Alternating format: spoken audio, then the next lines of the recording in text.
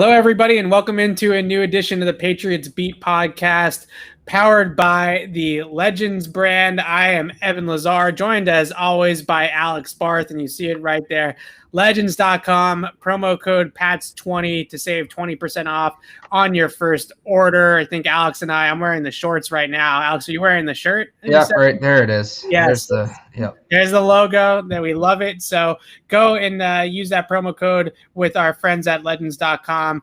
But now let's talk some football. And Alex, a tough loss for the Patriots on Sunday, 28-13 to the New Orleans Saints. There are some positives that I ended up taking away from this game tape, though. And this is one of those situations where you come off the game and Sunday night, Monday morning, you feel like they played like crap, right? You just feel like it was a bad performance, and on the whole it was, but then you're able to take a step back, reevaluate, and look at the tape a little bit deeper and discover that there were some good things that the Patriots did in this game. Did you have the same kind of process of initial reaction was, oh, this is going to be a long season, but then maybe digesting it a little bit more, you saw some good things? I don't know about that. It was more just, we talked about this a lot after the first game. The issues they had seemed easily fixable. It's just a matter of fixing them, but it doesn't look like they've gotten to that. So it's like, okay, like the problems I still see, the problems I saw are still there, and I still think they can fix them easily, but it doesn't look like there's been progress to that. So that's where I'm at. Yeah, that's a fair statement, right? Is because I guess I would call it impatience. I'm not, it's not necessarily worrisome. You're getting a little impatient here.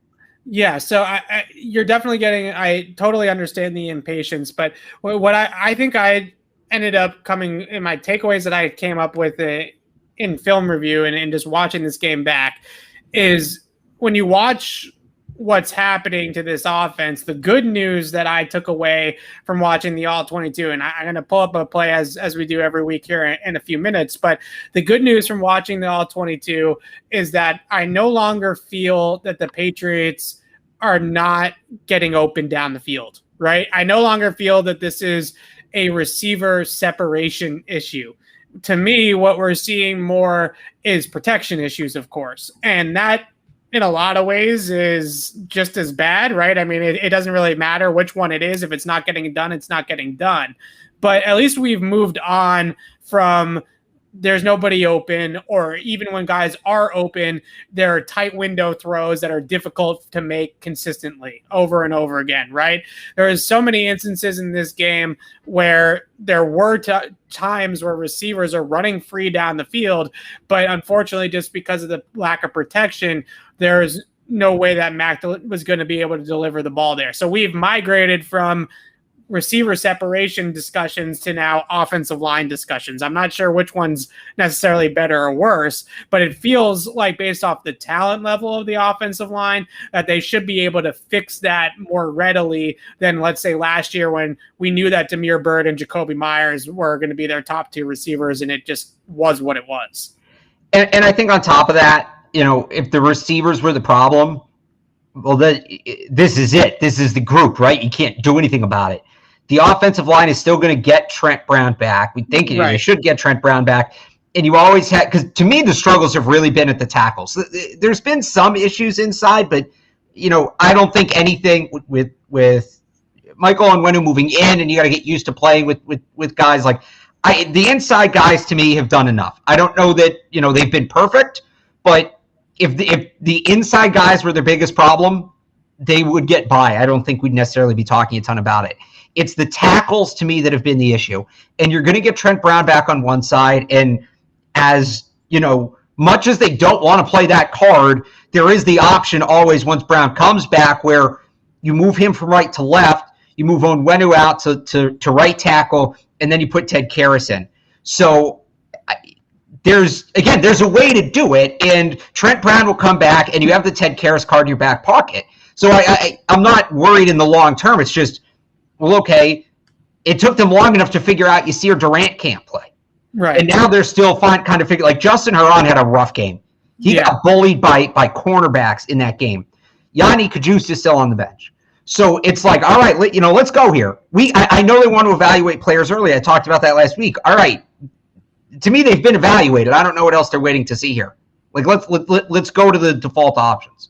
Yeah, and this I'm reluctant to call it stubbornness because I think that that's not fair necessarily to Belichick, but this reluctance, let's call it that, right? It's this reluctance to move Michael Onwenu to right tackle and put Ted Karras in at left guard is starting to cost them games at this point. Yeah. And I think the reluctance is there because they feel like Trent Brown is coming back and they don't need to play that card until one of their tackles is going to miss significant time. But we've talked about this so many different times. And the quickest way for you can have Tom Brady and Randy Moss and all these receivers out here. You can be the Chiefs, you can be the Bucks. If you don't have good offensive line play, the whole house of cards comes crashing down. It doesn't matter. If you can't protect the quarterback, then you're not going to have a good downfield passing game. It's that simple. So what they're doing by playing around with it with Justin Herron, who played most of this game at right tackle, as you mentioned, gave up 6 quarterback pressures, 5 hurries, and a QB hit. And that was probably being a little bit generous with how many times he actually lost blocks, but it wasn't necessarily graded out with the pressure. So Cam Jordan took his lunch money, right? I mean, it was a bully ball type of situation with Cam Jordan. So what you're seeing is that a downfield passing game that has all these new shiny new toys. It has a first round quarterback who is his eyes, Mac Jones, is in the right places, right? He's getting to the right reads. He's trying to push the ball in the right directions, and the receivers are creating those opportunities down the field, but they're not able to get them the football because of the protection. And that is very frustrating. And I think watching it live, when you're only watching the TV broadcast and you're not seeing the openings down the field that the receivers are creating, we can fall into this sense of there's nobody open down the field, right?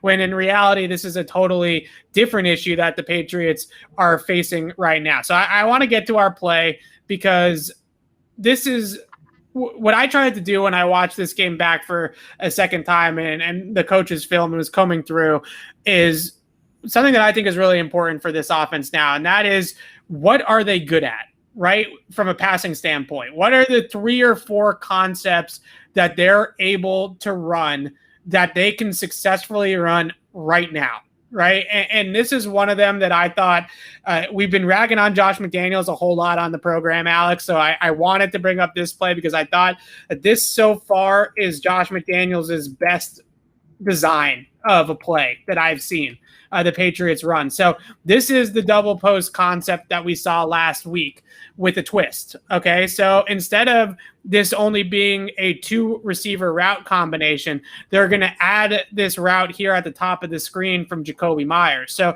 you're going to have Nelson Aguilar on this deep post route. I want to cut you off here real quick because there is some breaking news that's pretty relevant. Oh, okay. The Lions have released Jamie Collins. The Lions have here. We can get into that later in the show, but let's or do you want to get into it now and deliver our breaking news once again? Yeah. So yeah, again, this is per Tom Pelissaro. The Lions have released Jamie Collins. It's time.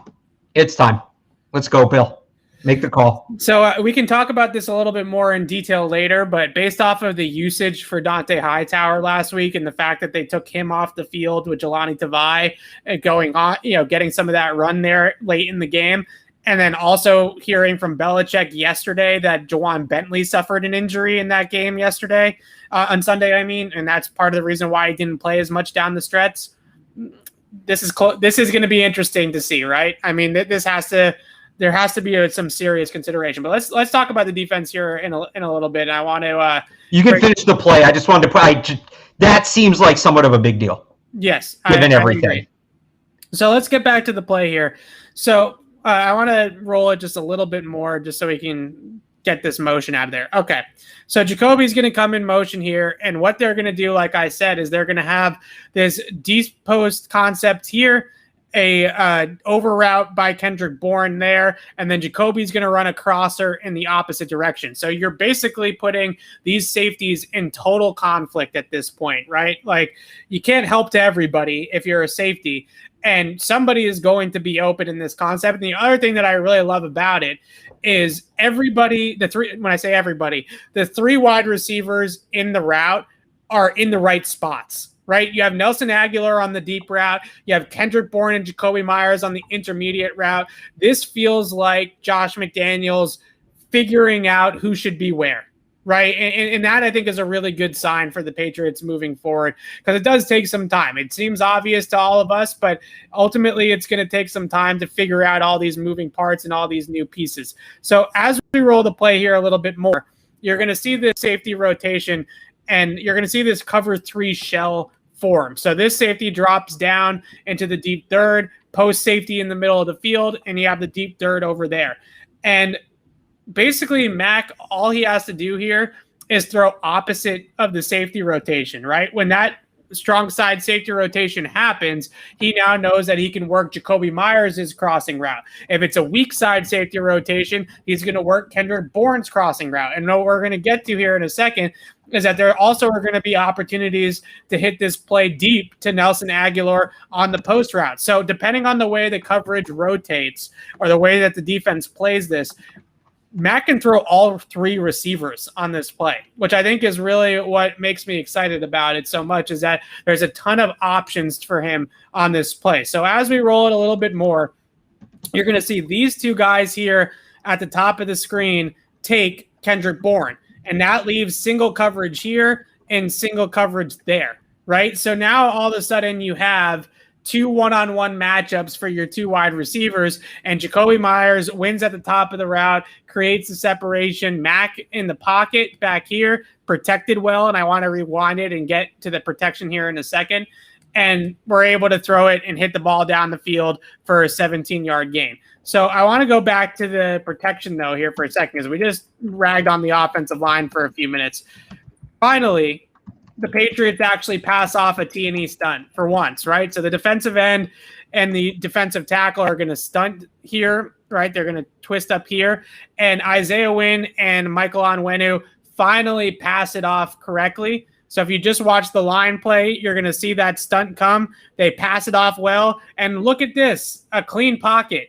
2 open receivers down the field, and Mac makes the throw. Imagine that, Alex, right? When you actually protect the quarterback, you can actually do some things down the field. So I wasn't sure if I had the end zone angle. So now you can see the pass off. This is something that they're really struggling with in the O-line with the protections that needs to get buttoned down. And finally, you see Isaiah Wynn and Mike Onwenu pass this out off properly. So there comes the stunt. They pass it off. They keep Mac Jones clean, and he can make this throw. So 3 different options to go to on this play. Good protection on the play. To me, that was the single best execution that I have seen the Patriots have on a passing concept, right? You had receivers get open, you had Mac make the read and make the throw, and you had the protection. So if you can start stacking those types of plays together, then we're in business. Yeah. It's just, again, it's consistency. It's consistency that's killing them right now. I talked about it with Matt Dolph on the 98.5 The Sports Hub Patriots recap podcast earlier. It's consistency. That's what it comes down to. Yeah, and so that was a really positive development. I thought there were a couple more plays in my film review that I broke down. I didn't want to pull up the close but no cigars because, look, a lot of teams have close but no cigars. But the point is, receivers getting open down the field. When Mac is given time in the pocket, they're able to run that play and get a productive pass out of it.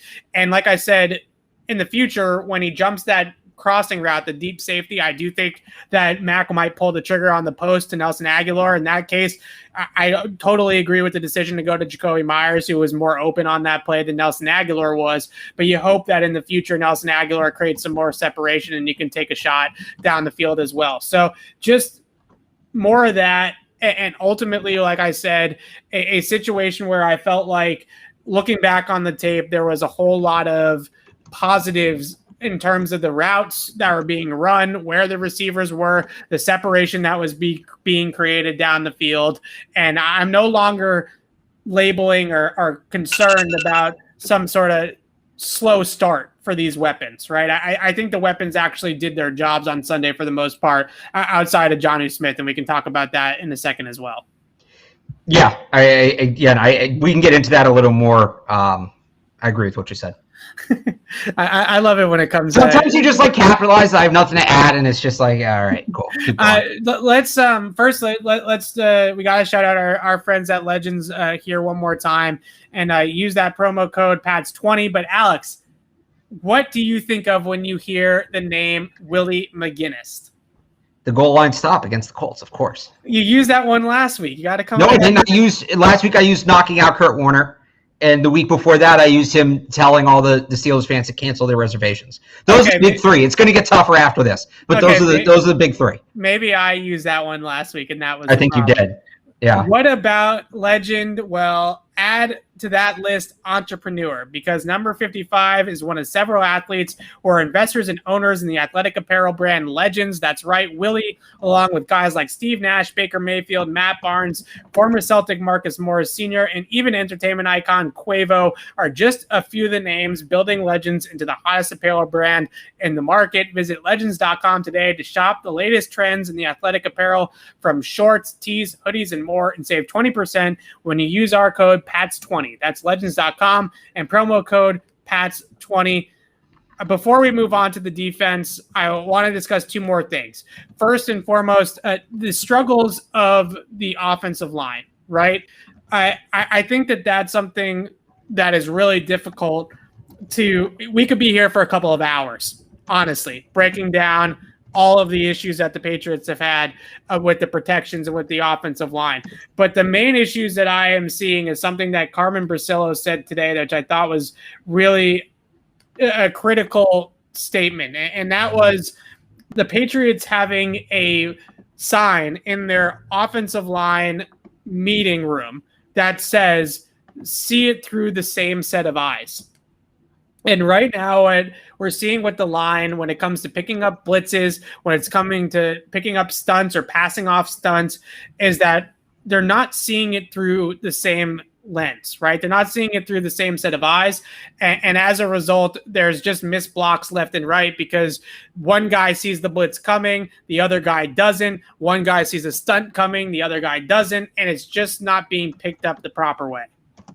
Yeah, and that's weird to me, because it's not like it's a new unit, right? Yeah. It's for the same five, primarily from last year, and Michael Onwenu did change positions, but at what point does that go back to Mac? At what point does that go to the guy dictating coverage or dictating the blocking scheme, right? So I agree with you in that, that it looks like that, but there's really no reason that it should look like that. Right. So I think the main thing that I would say, some of the blitzes, I guess you can put in Mac's category, right? I wouldn't say that it's all anybody. Right. And again, that's what you expect with the rookie quarterback. This is what we talked about all summer, like the growing pains. And Josh McDaniels talked about this today. He's seeing things he's never seen before. That's the reality of it. Yeah, so maybe that's part of it with the blitzes. With a lot of the stunts, though, I think it's post-snap communication and post-snap chemistry with the offensive lineman, and I wouldn't necessarily put that on Mac. It's not Mac's job to block a stunt, right? Or set the protection to block a stunt. Like, those things are post-snap reactions to scheme that the offensive line has to get down. And part of me wants to put it on continuity, but because Isaiah Wynn and Michael Onwenu are playing next to each other for the first time. Shaq Mason's got a revolving door at right tackle next to him, right? So there's just a lot of moving in new parts. So the question is this going to improve over the course of time? And I'm optimistic that it's going to get better, because it really isn't as bad. A lot of people, I think this is the worst offensive line in the league. Trust me, it's not, right? If you go and you watch some of these other teams, they have way worse offensive line play than the Patriots do. I think it's just about where they're playing versus expectations. Exactly. That's the biggest problem, is right now they are a 15 through 20 offensive line in the 32 ranking, right? When they need to be a top 5 offensive line and should be a top 5 offensive line. So the question really is, do you think it's fixable? Is it as simple as Trent Brown comes back and everything's saved? I mean, I don't think that's the whole thing. I think that's a big part of it. If there's a breakdown in one spot, it makes everybody look worse because you're trying to compensate. So, I kind of went on this rant at the top of the show. I think Trent Brown coming back is a big part of it. And then I think if Isaiah Wynn still struggles, because to me, the majority of the issue is at tackle, if Isaiah Wynn still struggles, you kick Michael Onwenu to the right side, move Trent Brown to the left side, and then you put Ted Karras in at guard, and you put Isaiah Wynn on the bench. So, again, the pieces are there. Will they go to him? I don't know. But, yeah, I think – and, Trent Brown's not back till he's back. He's hurt. But I think it's relatively fixable. Yeah, I think it's relatively fixable as well, and that's why I'm a little bit I'm more optimistic about that piece of things and some of the other things that maybe might take some more time to come together. Hang on, I'm seeing my mic is being screwed up. I'm gonna come back real quick. Okay, yeah, we'll get Alex to pop back in here and try to fix his mic here in a second. But as I was saying with the offensive line, I think what we're seeing is communication and chemistry and more mental breakdowns than anything to do with physical lack of ability to block people. So in some ways, I think that that's a good thing, and the Patriots will be able to fix some of those things. Hopefully Alex just fixed his mic. How's that? Is that better? Much better. There we go. Cool. All right. Now you sound normal. Before we move on to the defense, red zone offense continues to be something that keeps coming up. The one thing I want to say about the handoffs to Brandon Bolden, because I've gotten this question a ton about how many of those plays did Mac Jones check into. And I don't want to get too caught up in guessing when Mac Jones is changing the play, because in all honesty, he could be alerting any number of things, right? When he taps his helmet and he makes a call at the line of scrimmage and he starts to talk pre-snap, like there's just so many variables that he could be saying and doing and things that he could be checking or alerting. So I don't want to sit here and say that I know for a fact that he changed this play and that play and this play and that play. The point is that he owned up to changing some of them. Right. I mean, when I asked him about it, he owned up to changing some of them. So some of those Brandon Bolden runs are on Mac Jones, but overall, you have to put the whole lack of an ability to close in the red zone on everybody, including, I think, a lot the offensive coordinator. So I'm just going to give you some stats here. And because I wrote about the red zone struggles this morning, 985thesportshub.com, I wanted to look at why they're struggling, because I've seen people say, oh, with Cam Newton, they were so good on the goal line, and now they don't have him. That's not quite the issue. And this isn't to bash Cam. I'm just saying, let's put some context to things here. So, and I call this situational offense. So it's a combination of red zone and third down offense is where they're struggling. On third downs this year, total, overall, Patriots are 21 of 47. It's 45%. That's 8th in the league. And their average go-to distance on third downs overall, 6.7 yards, which is 13th. So big picture, right? Looking at it from 10,000 feet, they're actually overperforming on third down. But let's dig a little deeper here. On third downs, and I apologize, I'm not looking at the camera. I'm reading this to make sure I get it right. On third downs from inside field goal range, and for the sake of this argument, and Evan, if you want to push back on this, feel free. But I'm calling field goal range anything inside the 32-yard line. That's a 49-yard field goal. So I think that's a fair mark to use here. In field goal range on third downs, the Patriots percentage drops nearly 10 points to 35%. They are 6 of 17 with one of those picked up by a penalty. That is the 18th best rate in the league. So they go from 8th in the league on third down overall to 18th on third downs inside field goal range. And it's not like they have a long way to go. Their average yards to go on third downs inside field goal range is 5.7 yards. That's actually in the top half of the league. But they're averaging per play 1.5 yards per play. That's 29th in the NFL. Of the 17 third downs they've run in field goal range, 6 of them have gone for no gain, and 3 of them have lost yards. So about half the time they're in third down in field goal range, they're either not moving the ball, they're moving backwards. When they get in the red zone, they are 1 of 6 on third down. The bubble screen to Nelson Aguilar this week was the first red zone third down they've had all year. That 1 of 6 is 28th in the league. They have an average distance to go of 7, which is 27th in the league. And on those 6 plays, again, they've picked up 1 third down. They've lost yards twice. Now, here's the thing. So that all sounds pretty bad, right? I don't know if you have a reaction here before I give the last point. No, go ahead. So here's the upside to it. When they get inside the 10, they've run just 6 plays inside the 10. which is the fewest. It's tied for the fewest in football through 3 games. But when they do get inside the 10, they've had 3 drives get inside the 10. 2 of them were touchdowns, and then one of them was the throwaway drive at the end of the game against the Jets. Yeah. So when they do get inside the 10, they're having success. They actually are. But it's getting there. It's getting from the high red zone down to the goal line, down to goal-to-go situations that they're struggling. In the high red zone, from the 25 to the 10-yard line, this is the last number, Evan, because I know I'm throwing a ton of numbers out here. Yeah, I'm trying to follow it. We need a whiteboard. We'll call it Barth metrics. From the 25, so between the 25-yard line and the 10-yard line, here's the overall damning statistic. From the 25 to the 10, the Patriots are averaging 3 yards per play. That's 30th in the NFL. Yeah. They are, once they cross midfield, they're actually getting the ball down the field relatively well early in drives. It's once they get the ball into field goal range that the offense has stalled out. The goal line offense is non-existent because they haven't had a chance to do it. Again, the fewest plays in the league run inside the 10-yard line. So it's that intermediate, it's that high red zone that they're struggling with. And the most painful part of all of this, Evan, is that the tight ends are supposed to be, that's the area on the field where tight ends really thrive. Yeah. And anywhere really inside the 20. I mean, even if you're on the goal line. Right. But in that high red zone, Jonnu Smith has 4 catches for 28 yards. Hunter Henry's been targeted just once, and it was incomplete. Yeah. So I know I just kind of went on a rant there. We'll call this my equivalent of your, play breakdown. But that's where the issues are. That's where the issues start, and that's where the drives end. Between the 32 and the 10-yard line, that's where they keep stalling out. And that's a problem because that's where you make your money. That's what separates a good offense from a great offense.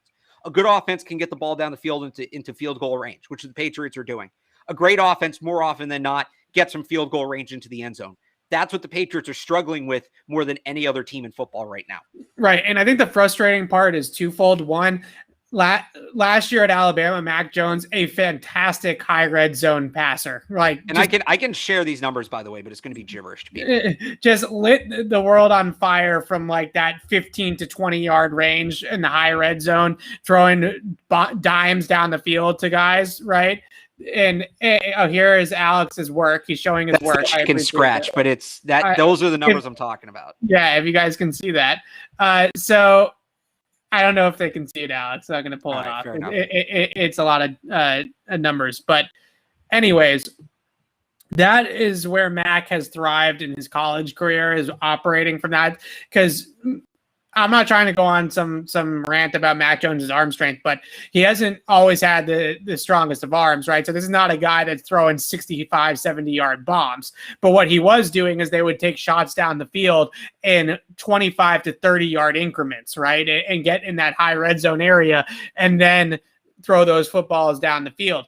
The other thing that I think is really important, and I had my friend at PFF, Louis Benjamin, is a great follow on Twitter as well for Patriots fan.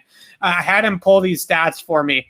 And I asked Josh McDaniels about this today, and he told me that I was looking too much into this and that it really wasn't anything that deep.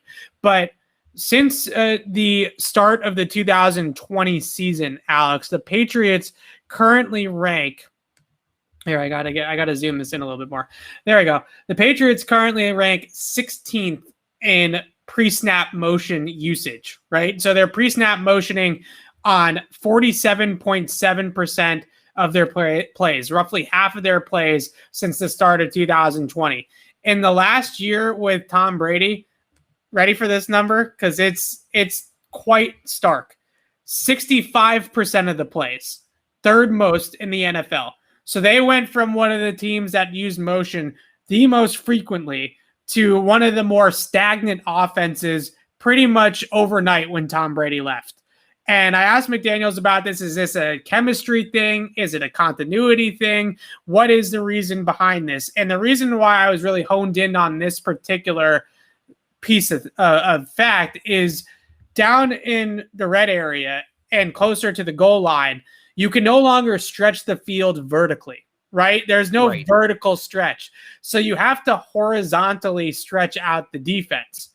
And if you're going to horizontally stretch out the defense, then bringing guys in motion, getting guys started, and making those guys run sideline to sideline is a really, really good way to get that done. So the lack of motion and the lack of horizontal stretching by the Patriots, that is, I think, what is bottling them down, as well as handing the ball off to Brandon Bolden, which they should fire into the sun.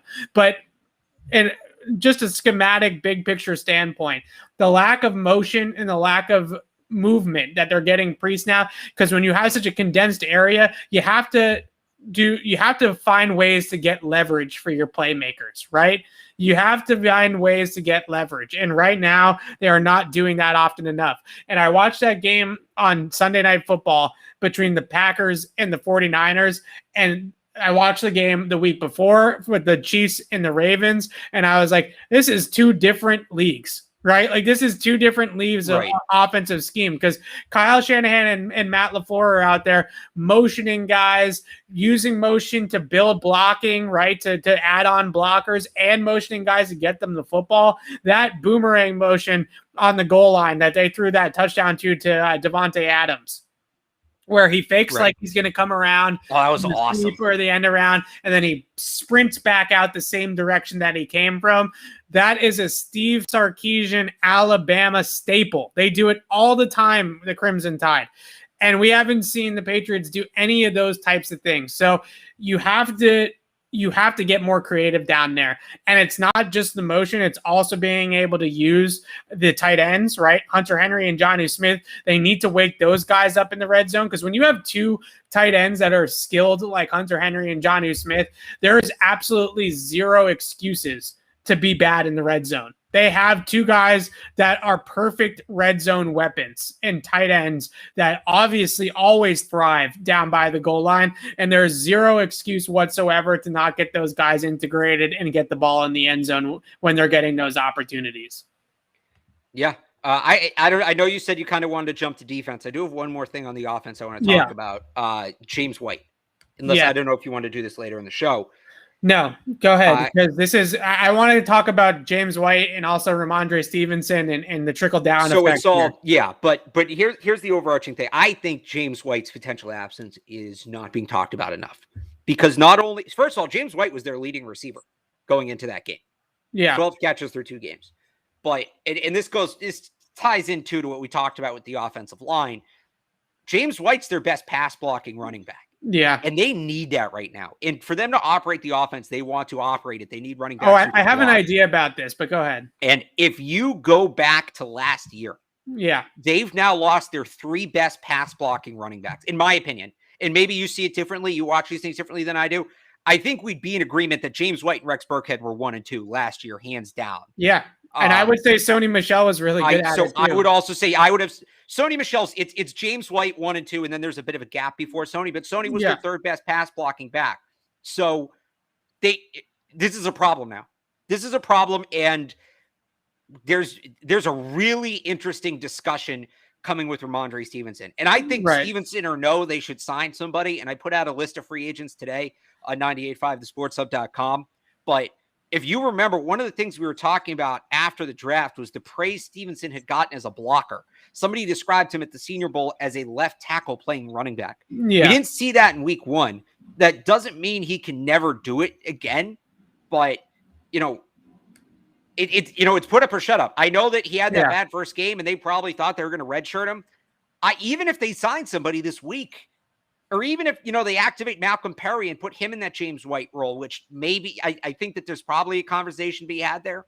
But we're going to really find out what they think about Ramondre Stevenson based on if he's active or not this week.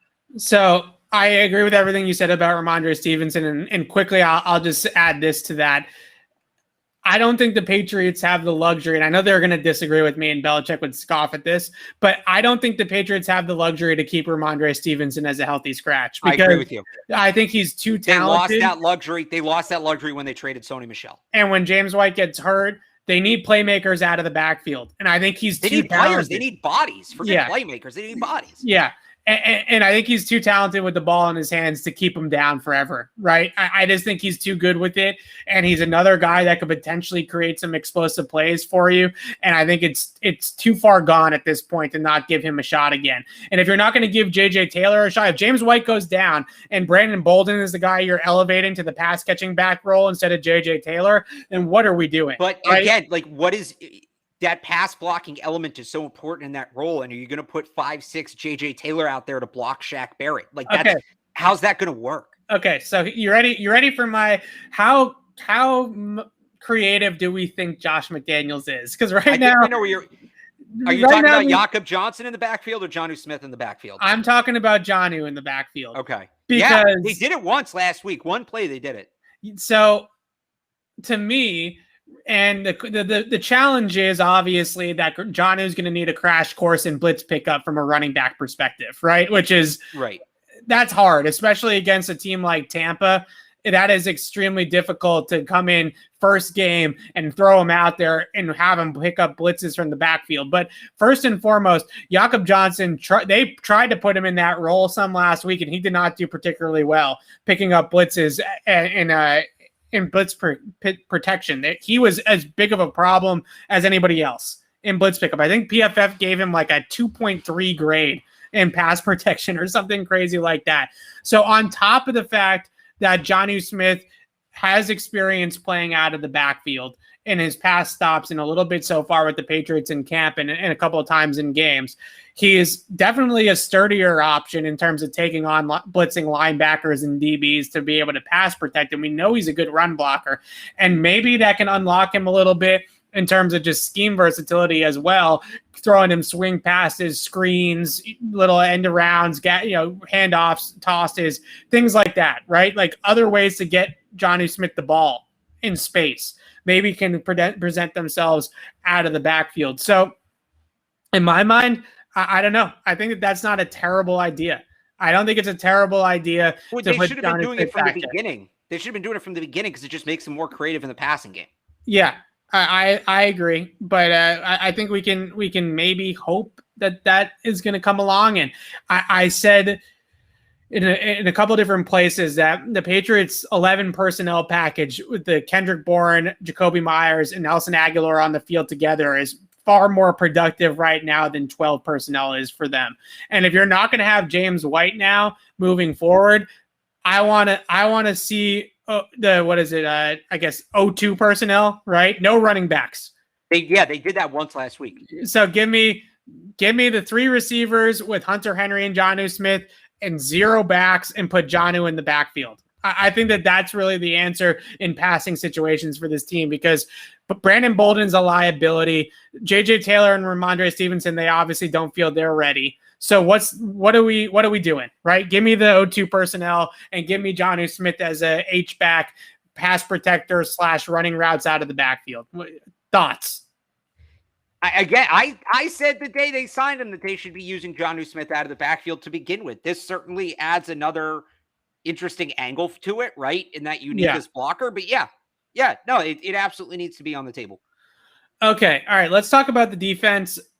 It's hard to get so much on the defense because I think that on the whole, they played I wouldn't call it allowed 14 points. They played a good game. It's not a really good game. By the way, real quick here, the Patriots had 4 running backs in for free agent workouts today. That makes sense.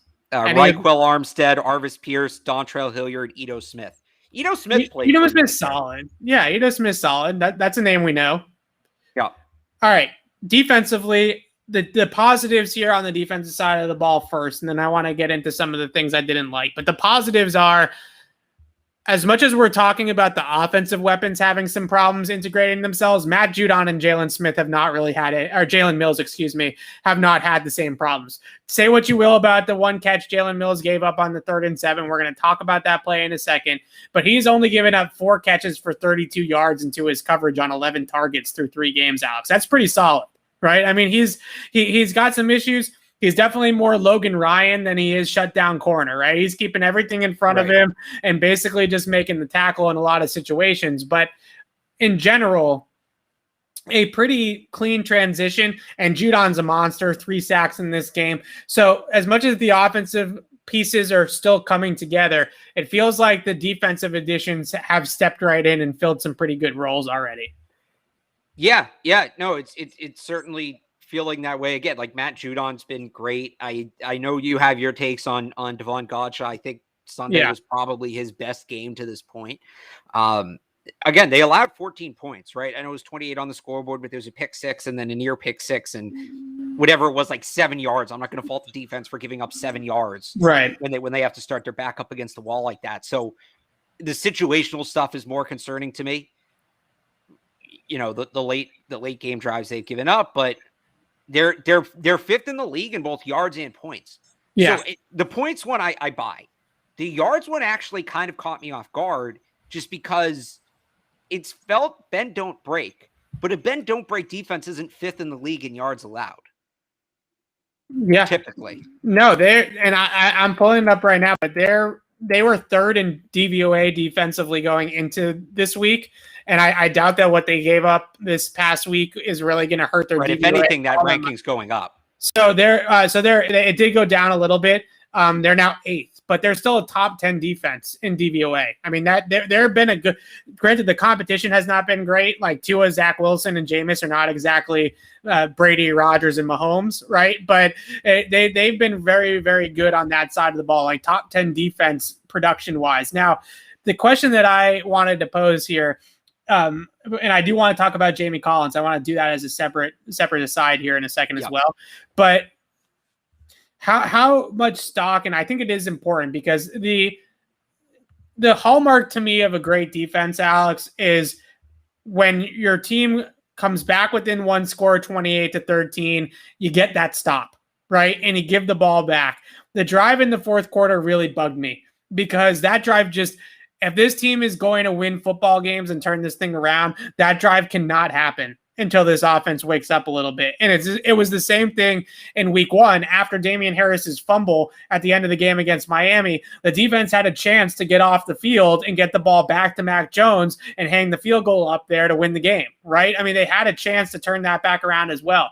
So they've had 2 chances now in the fourth quarter of games to get the ball back to the offense to try to mount the comeback, and they've failed both times. And ultimately, it's great that the defense stopped them for 3.5 quarters for the most part, but when push comes to shove and you absolutely need a stop, those are the best defenses, right? Are the ones that rise to those types of occasions.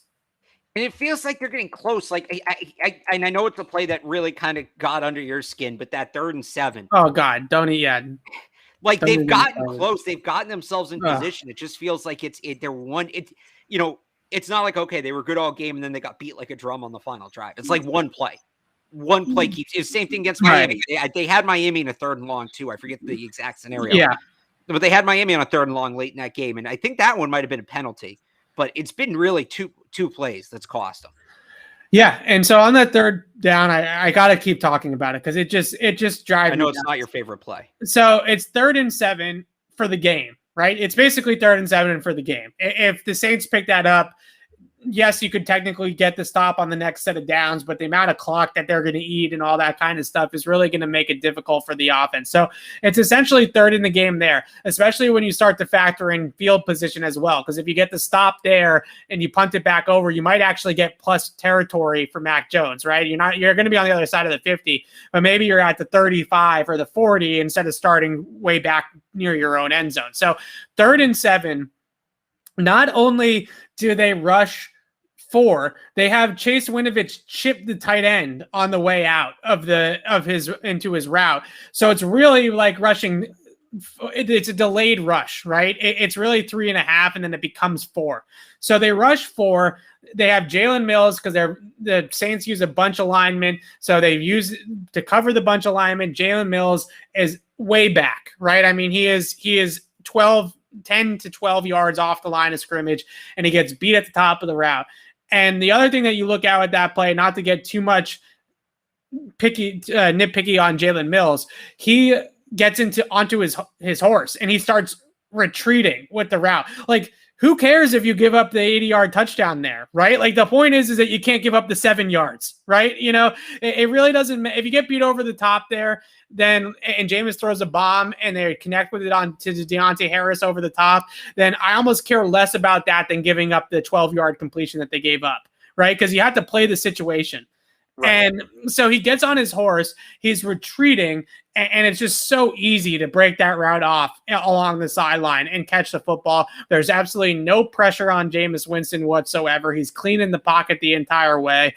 And that, to me, just showed a lack of urgency, right? Like, and I get it. I asked Belichick about it, and he actually gave me a pretty straight-up answer. I was surprised. And he said, early on in the game, we tried blitzing Jameis Winston, and they had some protection calls, meaning they were leaving the tight ends and the backs into block to pick up those extra rushers, and they were buying Jameis time with max protect, and he was beating them down the field on that. So Jameis actually went 6 of 7 against the blitz. So I can understand in a lot of ways why they didn't want to do that, right? They didn't want to come after it. But just in that situation, like, throw out all the things that happened earlier on in the game and don't play so soft everywhere. They played a soft pass rush. They played soft coverage on the outside. All of it was just soft. And that just really bugs me. And then the drive itself was really soft because they got run down their throat the rest of the drive, right? To punch the ball into the end zone. So the whole thing just was not rising up to the occasion. So as much as this defense has performed really well, as much as it's great to see Matt Judon, who I think is a big time game changer for them on that side of the football, live up to the free agent contract, it is really mind numbing that that drive happened and unfolded the way that it unfolded.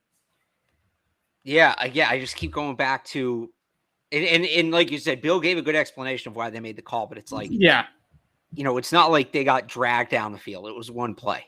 Right. Okay. Let's talk Jamie Collins. So the news here today is that the Lions, who have been looking for a trade partner for Jamie Collins, have officially released the former Patriots running back. He is now linebacker. Did I say running back? My gosh. Yeah. Linebacker. It's been a long day. It's only Tuesday. Right. Linebacker. Patriots linebacker Jamie Collins released by the Detroit Lions and now is a free agent, free to sign with any team that he wants.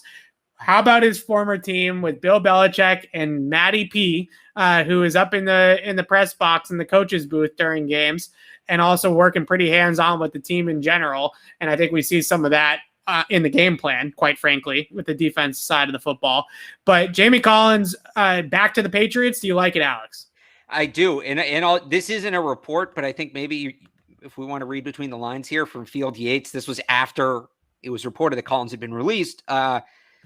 Quote, now that he has been released, Jamie Collins can sign with another team immediately. Collins is making a fully guaranteed $8.8 million total from Detroit this year. He gives the details. Collins can now, here's the important part.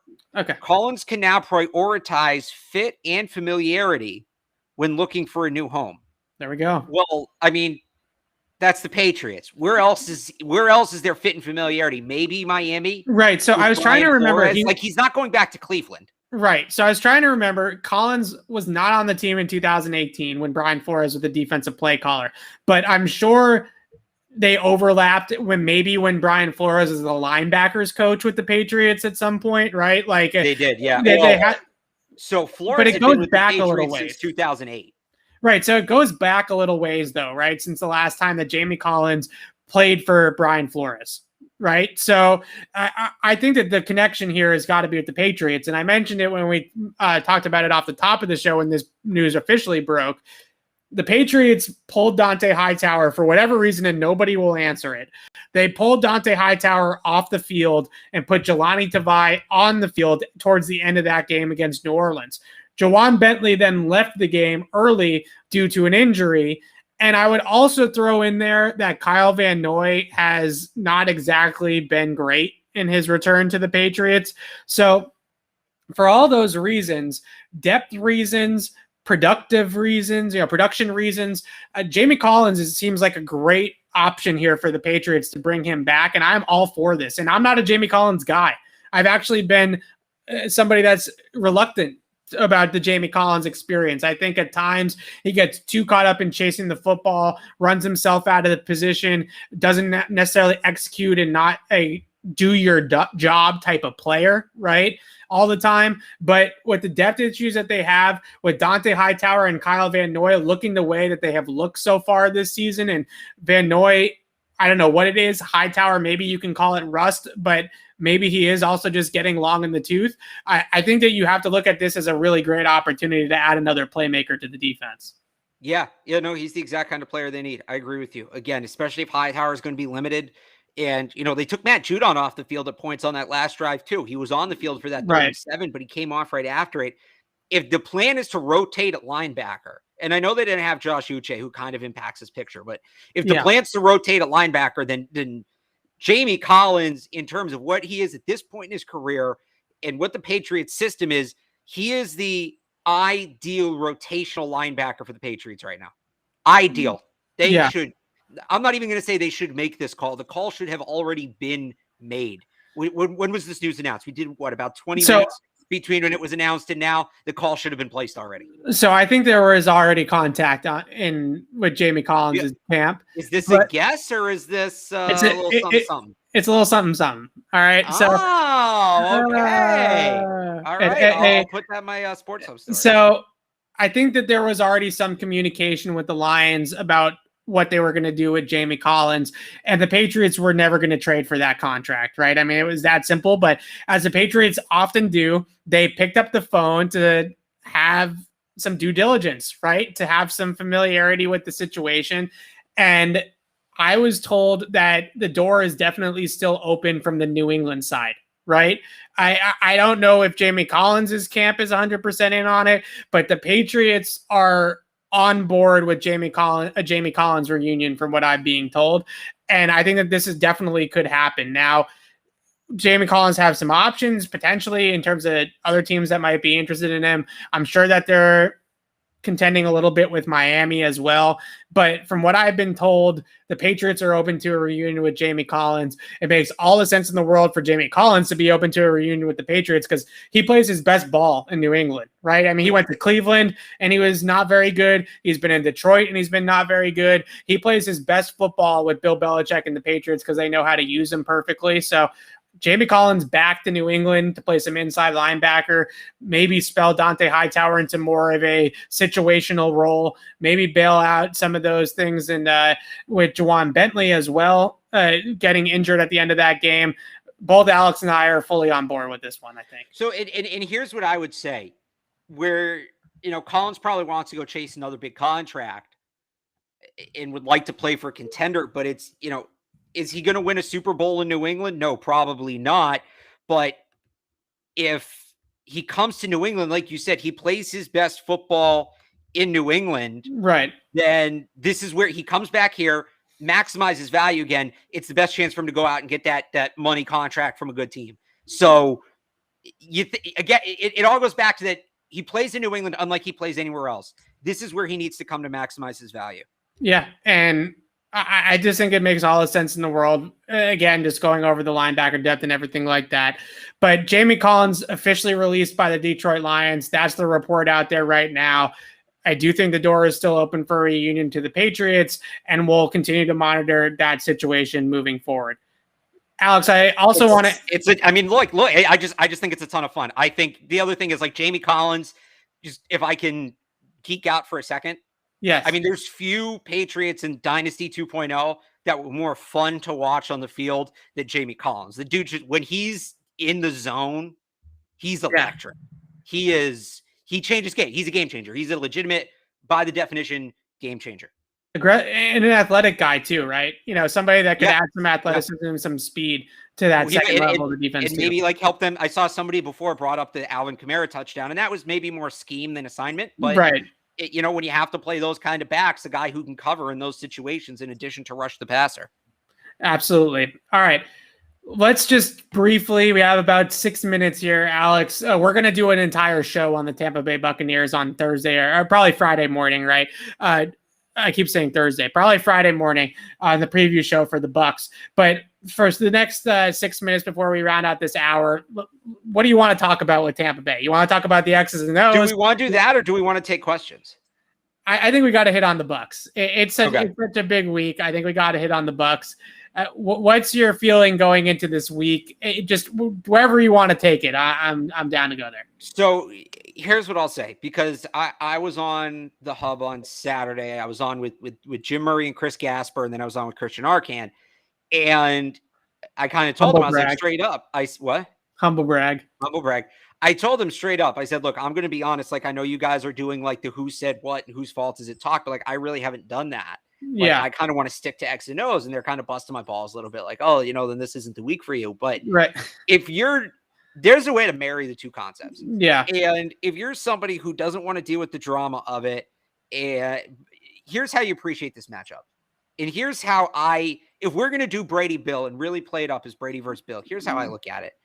This is the greatest quarterback the game has ever seen versus the best defensive mind of all time. Yeah. And it's probably the only time we're ever going to see it. Yeah. And if you can't appreciate the game through that lens, then you're not really a football fan.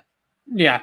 I just, you know me, I can, the Hollywood drama crap is not for me either. Right. I mean, we can take that or leave that. But the one thing that I really think is the theater of this to me is look, they don't have Stephon Gilmore, which hurts, but I actually think the Patriots have enough defensively in terms of the talent on that side of the football for Bill to actually build out a decent game plan against Tom Brady and for the players to actually go out there and execute it at a pretty high level, right? They have a lot of issues on the offensive side of the football, and that probably is going to end up being what loses them this game is they don't have the firepower to hang with the Bucs offense and put up enough points. But defensively, I think that they can give them some problems because they have the talent and they have enough players on that side of the ball to be able to hang with the Bucs. So the question then really is, what's the game plan, right? And I've kicked a lot of things back and forth in my head, and I haven't done my analytics deep dive into this yet of whether or not this is backed up by science or anything like that. But just based off of the eye test that I see, this is a deep vertical passing attack, right, by the Bucs. This is not Tom Brady dink and dunk 2011 Patriots, right? They're trying to push the ball down the field.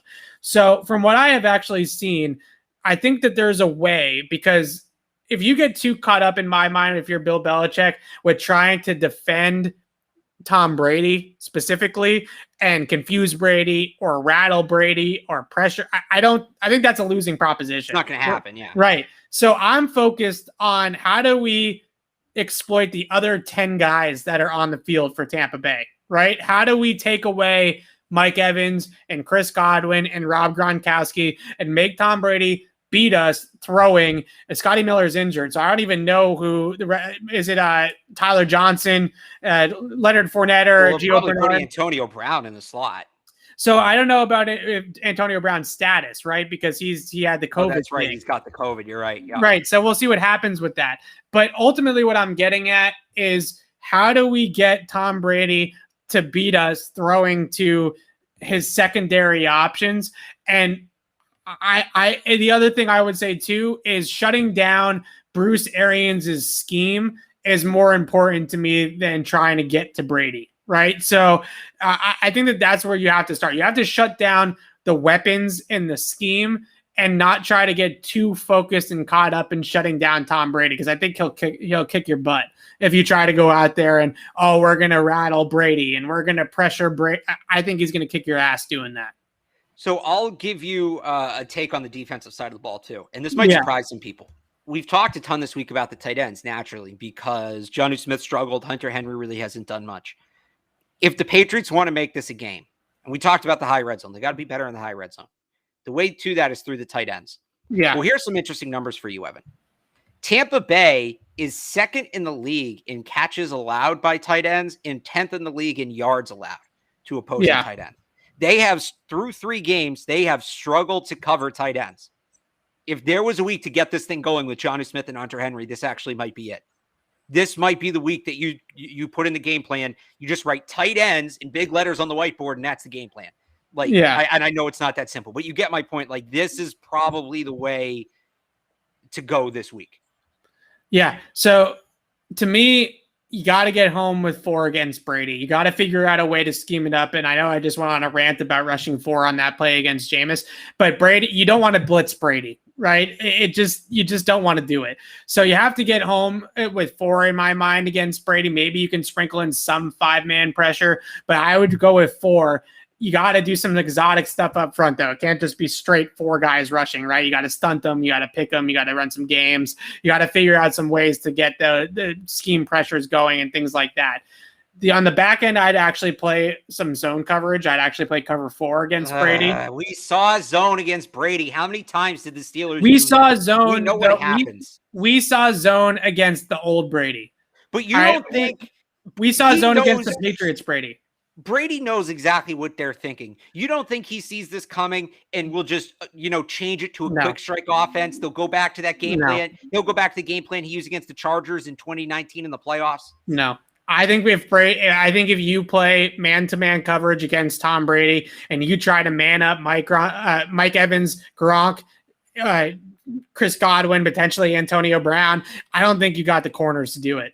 I don't think you have the corners to do it without Stephon Gilmore. So I wouldn't play straight spot drop cover 4. I'd play probably cover 7 and try to bracket some of those guys. But the main point that I'm getting at is you got to take away the big plays. And if he beats you, go in death by 1,000 paper cuts, then he beats you, right? Whatever. So if that's what's going to happen. Then fine. But as long as you do that, you keep yourself in the game. Right? If you're giving up 60-yard bombs left and right because you're trying to blitz and play man coverage on the outside with Jalen Mills on Antonio Brown, then you're going to lose a game a lot faster, right? Yeah. So yeah, you're right. So I would play into that a little bit. Offensively, they don't have a very good secondary. Their defensive backs are definitely vulnerable. I think you can actually attack them in the secondary, but you got to be able to block it up, right? And that's going to be the biggest test of all, maybe that they faced all year, because Todd Bowles knows how to bring it, right? And he's going to bring it from everywhere. It's going to be disguised pressure. It's going to be pressure from different angles. It's going to be pressure from different levels of the defense. It's going to be all over the place. So to me, yes, the secondary is vulnerable. Yes, you can feast on some of those matchups. I actually think if they can protect it, that Nelson Aguilar might have some opportunities down the field as well, because they've given a ton of big plays in the secondary this year for the Bucs. But you're going to have to protect Mac, and I just don't know if they're going to be able to do that long enough and often enough to be able to put up points with Tampa Bay. But if they can, again, I like the tight ends this week. I like the tight ends too. I like throwing the ball in general, because you're not going to run it on Vita Vea and Ndamukong Suh, right? You're not going to try to run the ball against this team. So I think you definitely have to throw it. And I think you have to throw it as much as possible, but it's definitely going to be a tough matchup for the Patriots, and the drama is going to be what the drama is. The one last thing, and I was going to bring this up on Thursday or in the preview show, but I might as well hit on it really quick here. Do you think that Brady has any sort of butterflies or nerves coming into this game at all? Like, do you think that could be a factor early? I'm not saying eventually he's going to come out of it and he's going to be Tom Brady, but do you think that the emotions could potentially get the best of him a little bit early on in this game? No, if it was last year, maybe, but yeah, no, he's Tom. Come on, this is Tom Brady. It's Tom Brady. No, steady hand, man. No way. No. Sometimes in the Super Bowl, he's a little rattled early. The greatest quarterback. I don't care who he's playing. The greatest quarterback of all time is not nervous to play a 1-2 team in Week 4. That's fair. All right, fair take. All right, so Alex, I know it, like, externally, I get this is a big game, but if you look at it from an X's and O's point of view, I know he's facing Belichick, and so here's the thing, what Belichick wants to do and what they do are two different things, because it's not like he has Ty Law on one side, Asante Samuel on the other, right? Rodney Harrison and Lawyer Malloy both deep. There's a limit to what he has talent wise. You look at some of the games in terms of like the anticipation from an X and O's point of view. This is not the biggest regular season game of Tom Brady's career. You look at some of those Steelers defenses he faced. You look at some of those Broncos defenses he faced. Ray Lewis, Ed Reed. I mean, those are the kind of things where, this is just all right. He's in a building he used to be in. I just don't think that gets to him. And honestly, Devin McCourty and Matthew Slater were kind of on this early on this week, right? About how the Patriots are not good enough to worry about storylines this week of Tom Brady returning and Brady versus Bill and all this stuff. They're not a good enough team. They have too many things to worry about on their own end. And I would say the Tampa Bay Buccaneers are not quite as dire as the Patriots, obviously, but they just came off a pretty good shellacking, to the Rams, right? So they're not in a great spot either necessarily. So this game for both players, for all the coaches and everything, I think this is ultimately going to be a whole lot of nothing, to be honest with you. I think we're going to hype it up. I think the media is going to hype it up. I think NBC and Sunday Night Football is going to hype it up, as they should, for ratings and all that kind of stuff. But ultimately, both these teams have a lot of work to do, right? Like this is a work week. This ain't about legacies. This isn't about a time for lamenting or looking back or reflecting. This is a work week for both teams. So I think this is going to be a whole lot of narrative and not much else for the Patriots and the Bucs. Yeah.